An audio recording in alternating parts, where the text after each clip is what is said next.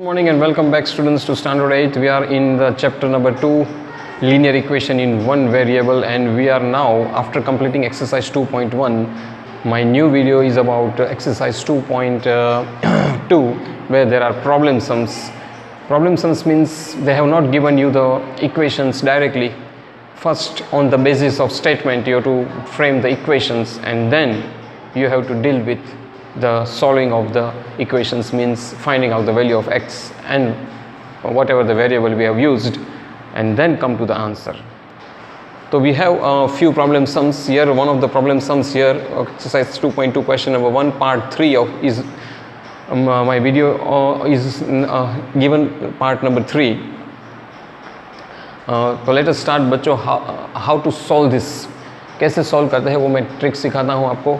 ये सम्स थोड़े डिफ़िकल्ट होते हैं, इसलिए इसको बहुत समझना पड़ता है कि पहले उसमें पूछा क्या है, फिर ही आप सही इक्वेशन फ्रेम कर सकते हो. सही इक्वेशन फ्रेम करना बहुत ज़रूरी होता है, तो ही आपको x की सही वैल्यू मिलेगी, और अगर x की सही वैल्यू मिलेगी तो ही आपको उस पर्टिकुलर क्वेश्चन का सही आंसर मिलेगा. ये ध्यान रहे बच्चों. Anyway, let us begin with this question. Question 1. यहाँ पे ऐसा है कि कोई किसी एक नंबर में से हम 1/2 सब्ट्रैक्ट करें. ओके, मैं किसी एक कोई नंबर में से हाफ सब्ट्रैक्ट करूं और उसके रिजल्ट को 1/2 से मल्टीप्लाई करूं,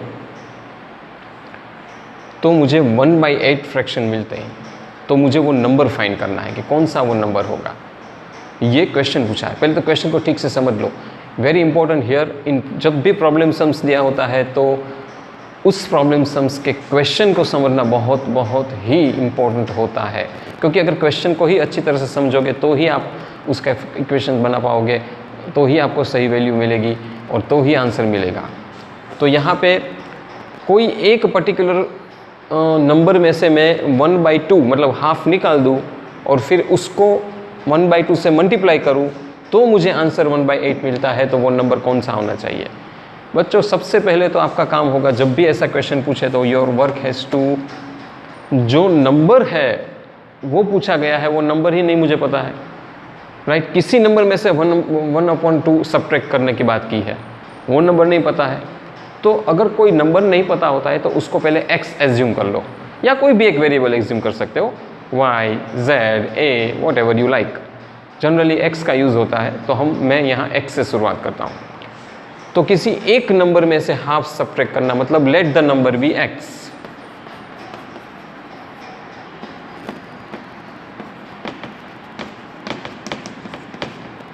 राइट. तो आप पॉइंट वाइज समझिए, एक एक स्टेटमेंट को उठाते जाइए और उसका सॉल्यूशन लिखते जाइए, तो बहुत आसान रहेगा. Subtract half. अब किसी एक नंबर को, इसलिए मैंने नंबर x ले लिया, फिर उसमें से उसने लिखा है कि subtract half from the number. अब उस नंबर में से उसने हाफ सब्ट्रैक्ट किया, तो लिखना है सब्ट्रैक्टिंग 1/2 फ्रॉम दैट नंबर.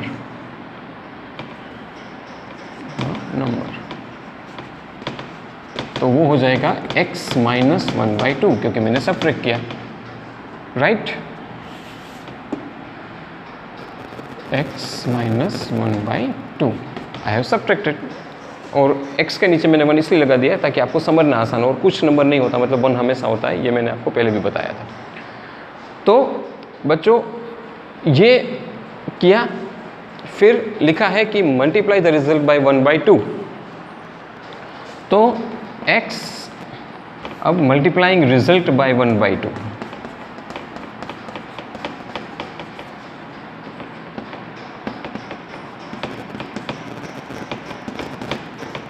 तो ये हो जाएगा x/1 - 1/2, और इसको हाफ से मल्टीप्लाई कर दिया मैंने, सीधी सी बात है. और तो आपको मिलेगा 1/8. That means is equal to 1/8. तो ये कंप्लीट इक्वेशन फ्रेम हो गया. So your equation is x - 1/2, इसको मल्टीप्लाई किया हाफ, तो मुझे मिला 8. बराबर. अब मेरा 90% काम तो हो गया है. यहाँ पे इक्वेशन सही बना, मतलब आपका मानो 90% काम सही हो गया. अब 10% में आपको कोई भी मिस्टेक न करते हुए इस इक्वेशन को सॉल्व कर दीजिए जैसे हम करते हैं। अब सबसे पहले मैं यहाँ पे सॉल्व करूँगा। ये यहाँ पे माइनस की साइन है, इसलिए डेफिनेटली जब फ्रैक्शन में प्लस या माइनस होता है तो हम एलसीएम निकालते हैं, मतलब क्रॉस मल्टीप्लाई करते हैं। तो ये हो जाएगा 2x माइनस 1 अपॉन 2, 1 इंटू 2 2, 1 1 ज़ा 1, 2x माइनस 1, राइट। अब इसको मैंने हाफ से मल्टीप्लाई किया, मुझे 1/8 मिला।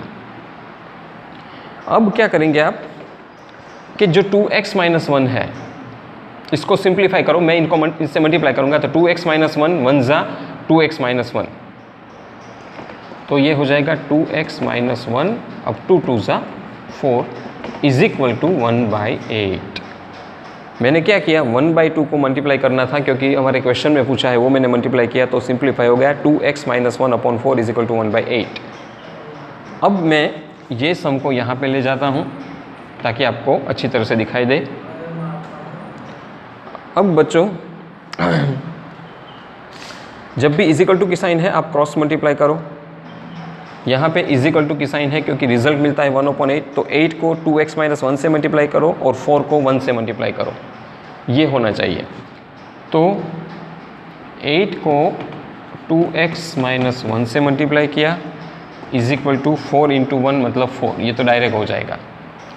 अब 8 को मल्टीप्लाई करो, ये ब्रैकेट है मतलब बारी बारी मल्टीप्लाई करो। पहले मैं 8 को 2x से मल्टीप्लाई करूँगा, फिर माइनस की साइन लगाऊंगा, फिर 8 को 1 से मल्टीप्लाई करूँगा। तो 8 2 ज़ा 16x माइनस 8 1 ज़ा 8 इज इक्वल टू 4। अब क्या करूँगा कि मुझे तो x की वैल्यू तक जाना है, तो बाकी की चीज़ें मैं इस तरफ ट्रांसपोज करूँगा, तो -8 राइट हैंड साइड जाएगा तो प्लस x हो जाएगा। तो 16x इज इक्वल टू 4 + 8, 4 + 8 12 होता है, इज इक्वल टू होगा 16x इज इक्वल टू 12। अब मुझे x की वैल्यू चाहिए और x और 16 के बीच में मल्टीप्लिकेशन का रिलेशन है, इसलिए x ट्रांसपोज हो जाएगा डिवीज़न में नीचे। तो x is equal to 12 upon 16। अब इसका रिड्यूस फॉर्म करो अगर आप, तो ये आप 4 से कर सकते हो, 4 3 ज़ा 12 एंड 4 4 ज़ा 16।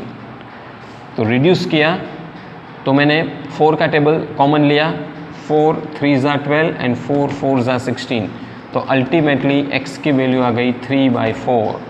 तो जो फ्रैक्शन था यहाँ पूछा है फाइंड दैट नंबर या फाइंड दैट फ्रैक्शन इज़ 3/4। और अगर आपको ये चेक भी करना है कि ये 3/4 सही है कि नहीं, तो इस इक्वेशन में जो मैंने बनाया था, ये पर्टिकुलर इक्वेशन जहाँ पे मेरा फिंगर्स मूव हो रहा है, x minus 1/2 multiply by 1/2 is equal to 1/8 में x की जगह आप 3/4 डाल दीजिए और आपको आंसर टेली हो जाएगा। तो this is how we solve the steps, this are the solving steps of problem sums of equations. बच्चों ये इसमें इससे रिलेटेड कोई डाउट हो तो ज़रूर मुझे बताइएगा। बाकी के 3-4 सम्स आप ट्राई करके ग्रुप में भेजिएगा, नहीं होता है तो ज़रूर मैं ग्रुप में करके भेज दूँगा। कुछ और सम्स इस एक्सरसाइज के मैं भेजूँगा नेक्स्ट पार्ट में, दैट इज़ पार्ट नंबर 4 में। Thank you very much for listening me.